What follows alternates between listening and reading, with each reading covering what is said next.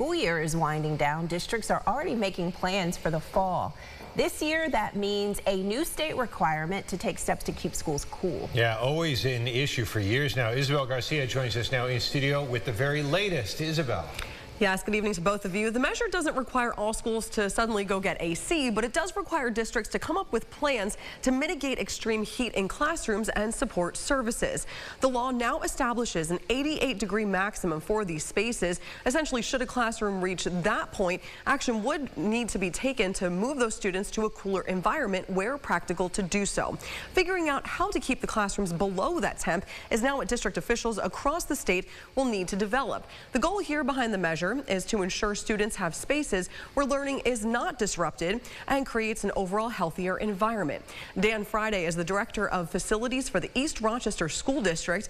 Friday tells me the district has had central air in most of the buildings since the mid-90s, which is when a major overhaul was done, relocating all school buildings to one central location and campus, with the funding supported through capital improvement projects.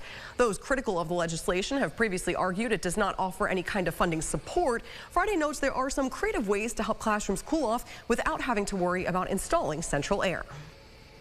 The legislation also gives us the opportunity, if we don't have air conditioning or if we have a space where it's down, to come up with other solutions to try to decrease the temperature. So, we have to take action essentially at 82 degrees. But that action can be, bringing fans into the classroom, turning lights off, opening windows, or dropping roller shades. So it gives us kind of a process to follow to try to improve the environment for the kids. And, we can meet that now without necessarily installing air conditioning right away as well.